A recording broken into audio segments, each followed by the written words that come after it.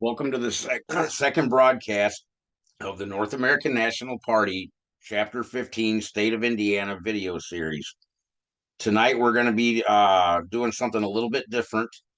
The Secretary of State for the government of the United States of America was really nice enough to let us use this video. We're going to go through the first 29 minutes of it and find out why the Constitution of the United States is not yours. And I think it will definitely shock a lot of people. And I just, it's hard to deal with, but these are wounds that have to be taking the band-aids off so that we can fix, our nation states.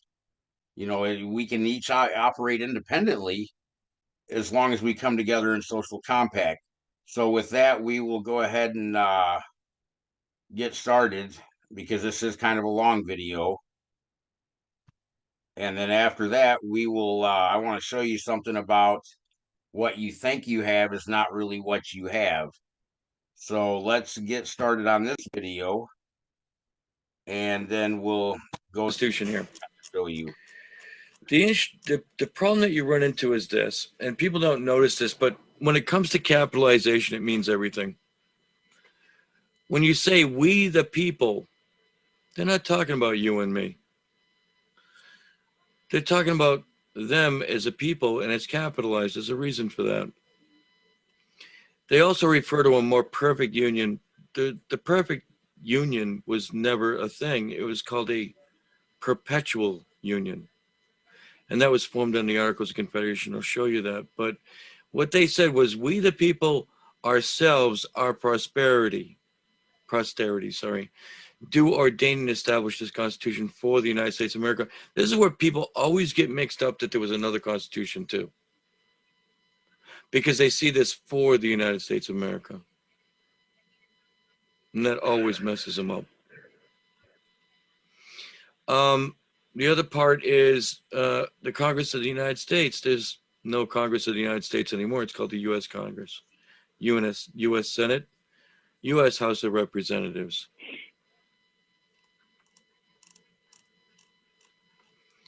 And if you scroll down a little ways, you see, hold on, bear with me, the Law of Nations, which is what everything was written from, right there.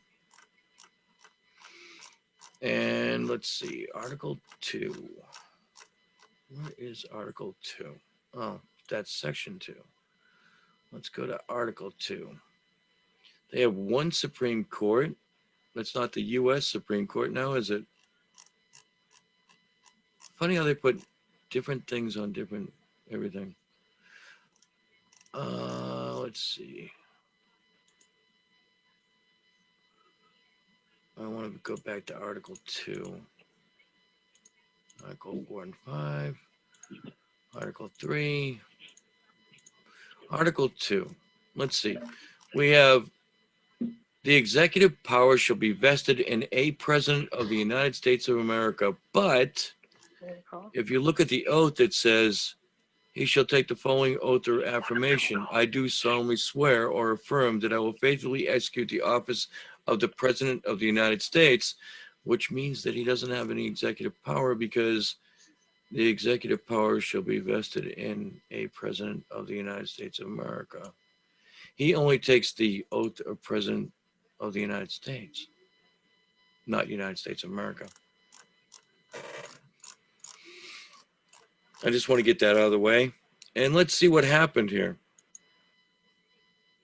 All right, so we'll see what happened. And what happened was, we had the Avalon Project is a good place to look this up. This is the Articles of Confederation. The style of this confederacy shall be the United States of America. Now, throughout that document, I didn't even see anything that had a reference to the United States of America. You can see the capital T there, and that is the original country. It's called the United States of America. So when you call it United States of America, you're calling something different than what it was to begin with. What they did was they actually abandoned the Articles of Confederation and then created a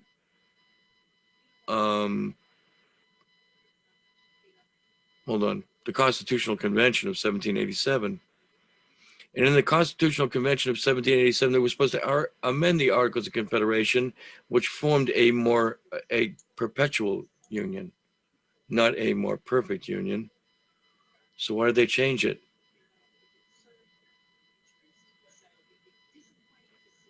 Why did they change it from perpetual to more perfect? Well, a hint would be this. They ended up signing the Treaty of Paris, which the arch-treasurer, yes. Excuse me. I saw somebody's in the waiting room, but I can't get him. I already did. Oh, okay, cool, thanks. That's why you can't get him. Okay.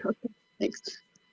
All right, so in the Treaty of Paris of 1783, which was only 2 years after the Articles of Confederation, they decided to make the treasurer, the arch-treasurer, the king, Prince George III. It's all there.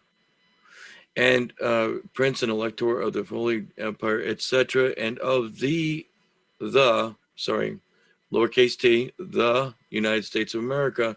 And then they put it under the crown of Great Britain, which is not the king, but the crown. The crown is the city of London, who does all the finances. And they refer to this stuff as United States. The United States is the bank. And all of the people who signed this treaty were esquires. I thought they were in treaties, they were noted as nobility.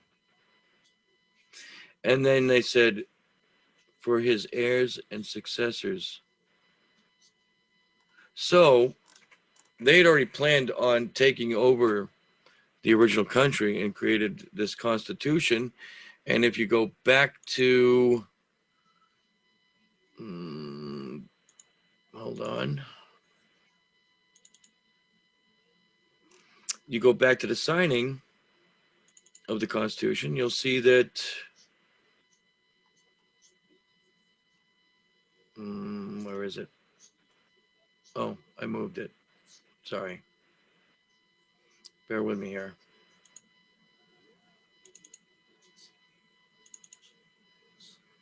If you read the end of the Constitution, you'll see that that would open up. It'd be nice.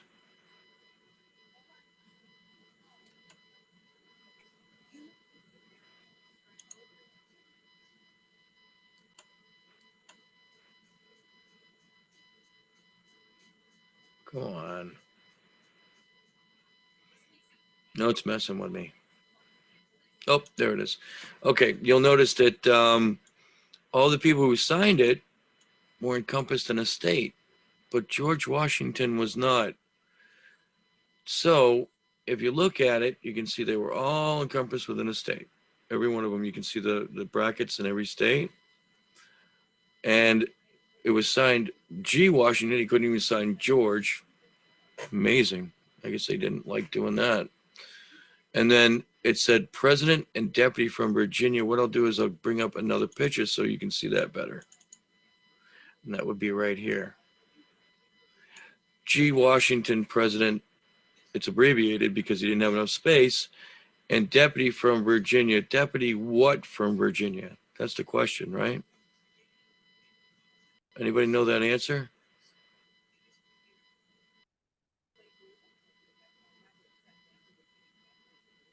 Anybody?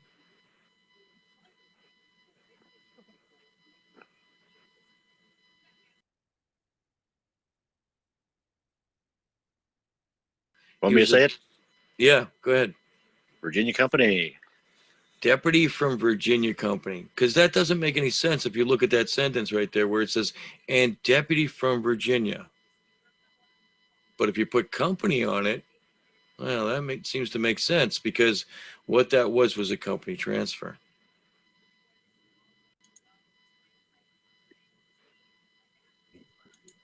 So the Constitution doesn't belong to you, it belongs to them. The Bill of Rights doesn't belong to you, it belongs to them. It was for their posterity, not ours. So I just want to get that part out of the way. Any questions on that?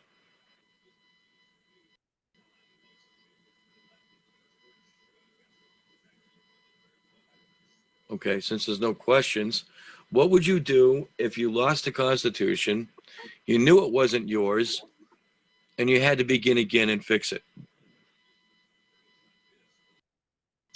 You would have to file under a different corporation. Or go back to the original that was abandoned but not abolished, right? What year was it abandoned? Correct. 1787.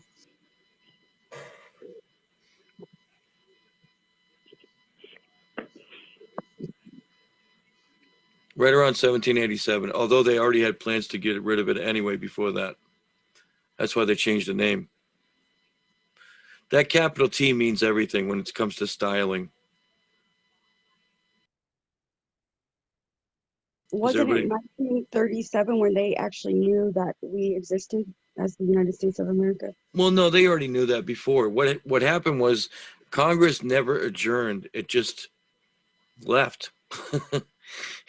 And when Congress left it open, so they were able to use it to treaty and everything else. And that's what they did.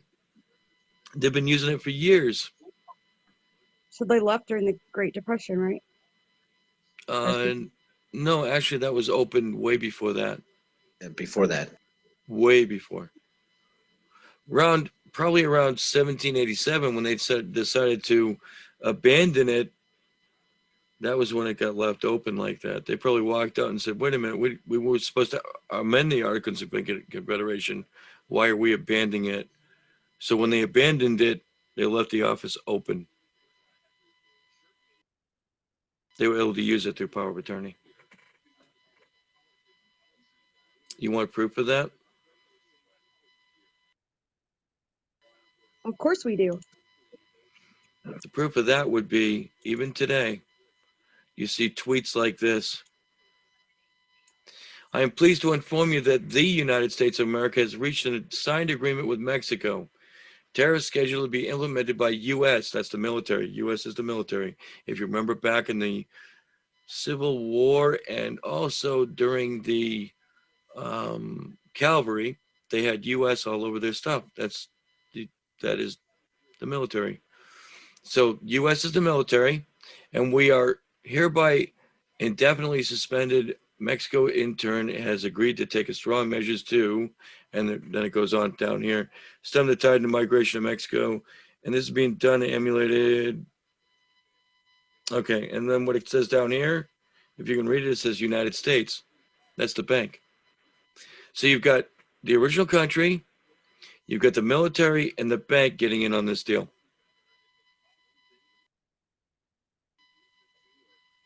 You got to know your entities. Very important. The United States is the central bank. If you look up the address for the Federal Reserve in Manhattan Island, or yeah, I think it's the Federal. Is it the Federal? No, Bank New York Mellon. Sorry, that's the central bank right there. Bank New York Mellon has an address of United States. Even the White House doesn't have an address of United States, even though it's supposed to be the government.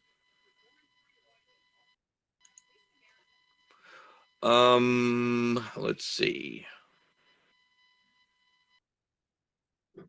Then the FBI is technically not the government. It's owned by the Rothschilds, right? Yeah, it's all in the city of London.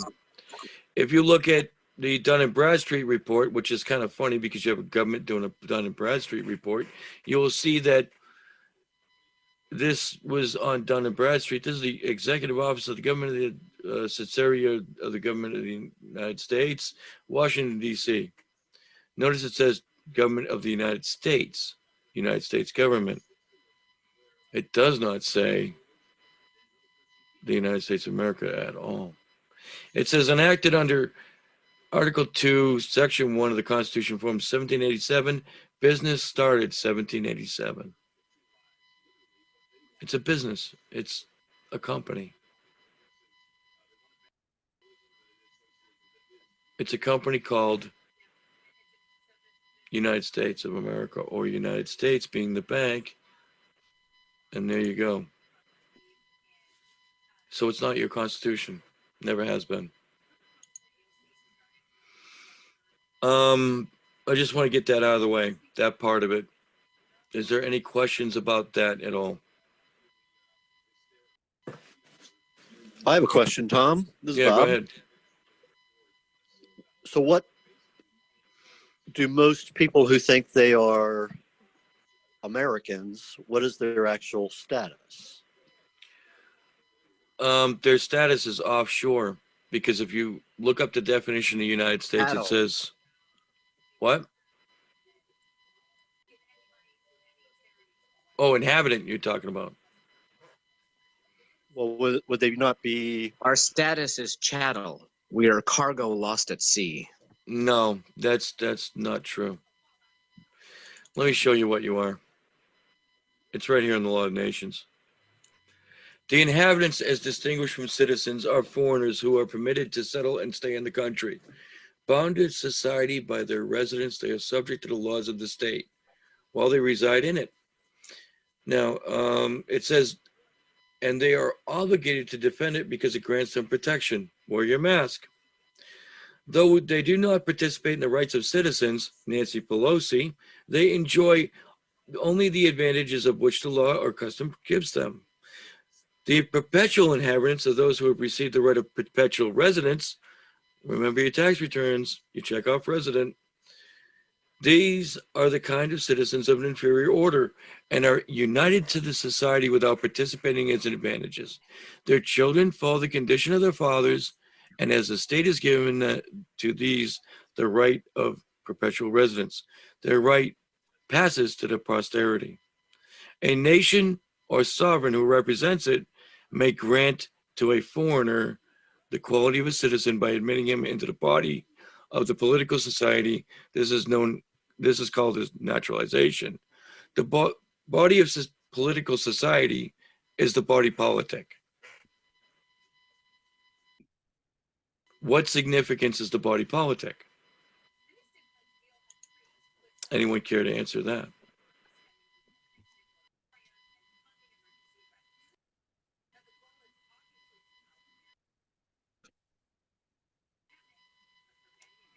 Okay. They're afraid of you, Tom. I think so. And I'm not trying to scare them.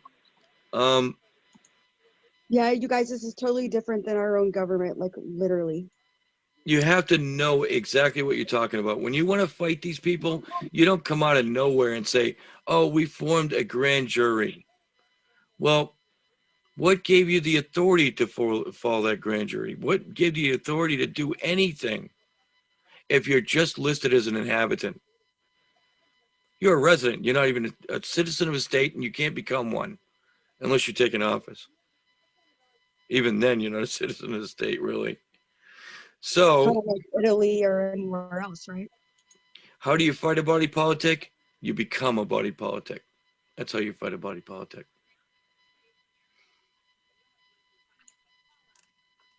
Okay, so hold on, let me get to something else here.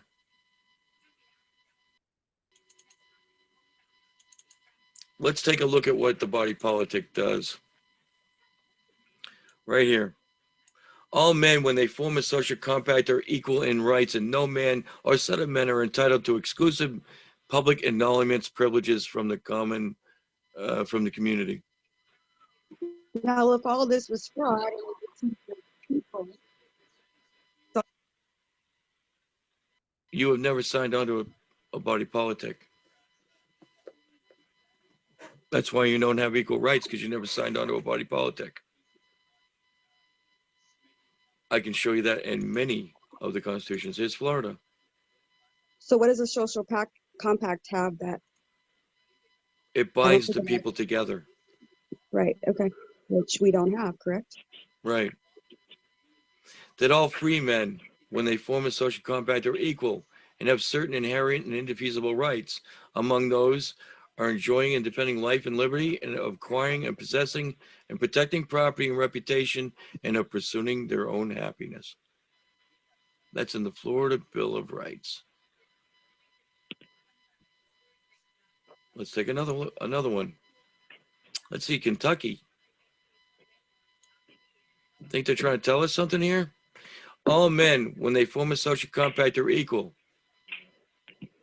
and no grant of exclusion, separate public emoluments, or privileges shall be made to any man or set of men. Do you understand why we're in a problem right now?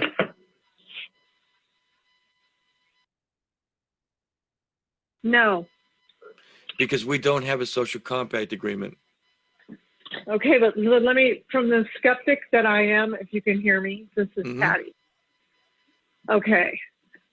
How come, does our president know this?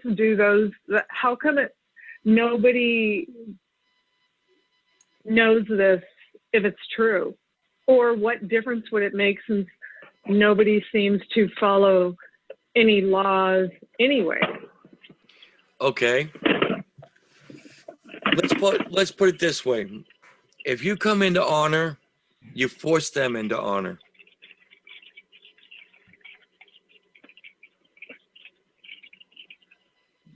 Okay, but I would say they're not honorable. So what would force someone who's not honorable into an honorable position?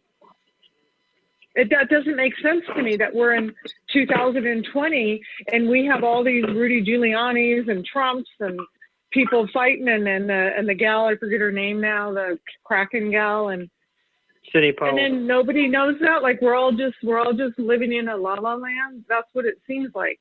It's lack of education. Coming from it's lack it's of a what? education. It's lack of education. That's why I'm teaching you these things. I know, but does every 330 million people need to be educated on this for it to change? Yes.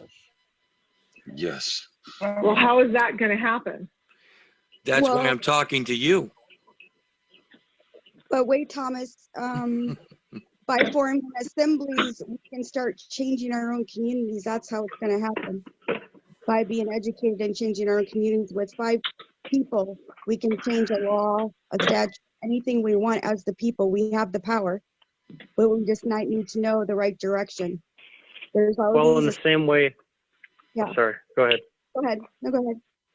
I was just going to say, in the same way that they indoctrinate the kids starting from the schools on up, that's pretty much about how we need to do it to have an equal impact, unless someone else has a different suggestion. But we're losing our country today. Because it's been happening over time for years and years and years, not just happening overnight. No, it didn't happen Right. overnight. Tom, you mentioned that. I'm sorry. Tom, you mentioned that Trump does know this, correct? Yeah, he does. There are people that know this, and the bar attorneys definitely know this. That's why they laugh at what everybody, that comes before them, in a case. They just decide and do whatever they want to because they know there aren't any laws, So that's why they're getting away with it. They're laughing at us. Honorable. Nobody They're wants not to honorable, do the right thing. Yeah, No, so of there course not. isn't anybody They get that wants paid. to do the right thing They get paid out to there. do this. Everybody's money. I get it. I know. I'm just saying from a practical brain. There is no practical brain when you're getting paid by people. From my practical brain, trying to digest it into an everyday life, real world. That's what I'm saying. What we need to do is remove the bar from this country. That's what we need to do. The you bar can't is the do one that. that's ruining. You can't do that unless you're a body politic. Right. So we create our own country, and then we have the ability to say to the bar that you are not welcome here. Okay. Hello? Bear with Hello? me. Bear with me. Good. Yeah. Hey there, this is Mike Battleground. So this is very much reminiscent to a rabbit hole my wife led me down to about a man. His name is Russell J. Gold. He's full of shit too. Yeah. Is he? Okay. So Yeah. It was a long video, and it was very interesting. But it's Yeah. kind of it was a rabbit hole that I went Right. down, and it has to do with maritime law and the law It's of the not land. maritime all law. They're acting as PMAs. I'll get into that later. Okay. Okay. No, this is good. This is good. I like this. Okay. Yeah, and if you I just guys, wanted to throw that out there. Yeah, no problem. No problem. yeah, we got a lot of things. Sorry, guys. They're there to distract you. So that's where they're doing it on purpose. You notice how they all came out of the woodwork and they're charging money and they are having assemblies. But what nation are you going to if you're joining all these assemblies, but nobody's getting anything done for the last 20 and 30 years trying to do this?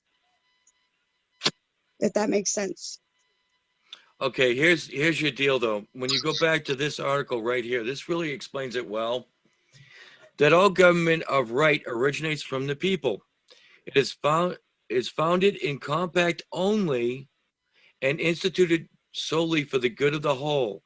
And they have at all times the inalienable right, to alter, reform, or abolish their form of government in such a manner as they deem expedient. So, since you are not a body politic, you have no right to say a damn thing to them. They're ruling you by power of attorney. It's that simple.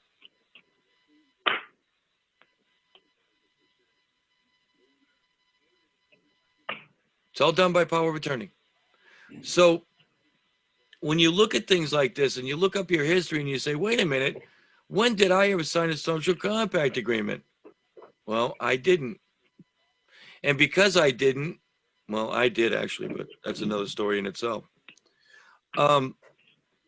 Since you didn't, you have no right to do anything. You remember in the Declaration of Independence where it says you have the right to abolish government? It left out something. You need to be a body politic. Where did they get that from? They got it from the Law of Nations. That's where that came from.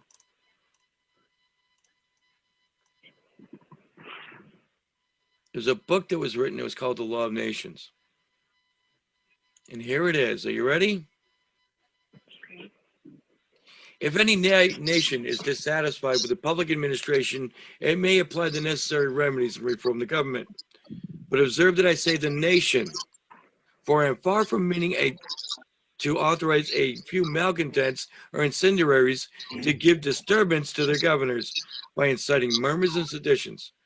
None but the body of a nation, the body politic, have a right to check those at the helm when they abuse their power.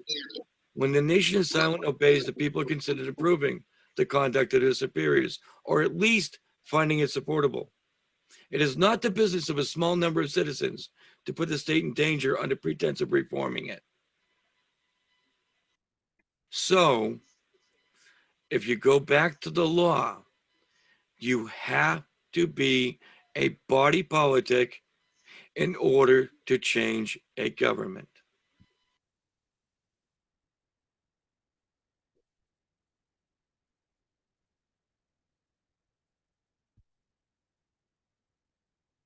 Well, there it is. I mean, it doesn't get any clearer than that right there. You have to be a body politic in order to change any type of government. I do have the book Law of Nations, and we will get into it. I have it both on my desktop and the paper version. It's a really good book, and it really teaches a lot that we should have learned in school. But next week, I want to get into the social compact and what things are being done as far as the North American National Party and what we're all doing for our country as much as we can. It's just going to take educating more people that can hold more offices, and then we can start really growing again real good. And hopefully I'll get some more news on the state of South Carolina. I believe has an assembly that'll be coming forward, and as soon as it's published, I would like to have all them on this show so that we can see in our state, in the state of Indiana, how to get that done. Pointers from them. We'll ask them questions. And let me show you one more thing tonight, as far as if you don't think you're being herded into the New World Order, you are seriously mistaken, because I have right here the World Economic Forum. This is the list of confirmed public figures. Well, they're not really public figures. We know that they're all private corporations. We proved that last week. But if you go down, it tells you where, who went, what their job title is, and where they're from. But if you go down to USA, which is how they have these listed, I think you'll be a little bit on the surprise side. I know I was when I saw this. United Arab Emirates. I mean, they just got everybody. Oh, looky there. John F. Kerry. I believe his son got in trouble with Hunter Biden, if I'm not mistaken, or something along those lines. They were in business together or something. But look right here, Eric Holcomb, governor of Indiana. Well, there's no such title, and we'll get into that next week as well. I've got some things that I want to show you as far as that goes. But I just wanted to show you this list, and you are being transferred right into the New World Order because you don't have a social compact, and they think that they're going to take it all over, and they very well could if the people don't come together in assemblies and stop all the bickering and fighting and actually do something as a country. When we were young, we were taught to pledge our allegiance to a flag. How about pledging our allegiance to the country? That makes more sense to me. But anyway, I would like to thank everybody in the national government, the National Assembly, and the General Postmaster Council, and everybody there that works really hard to help us get to where we can form our own nation states, because that is the goal. With that, everybody have a blessed night, and we will talk to you later.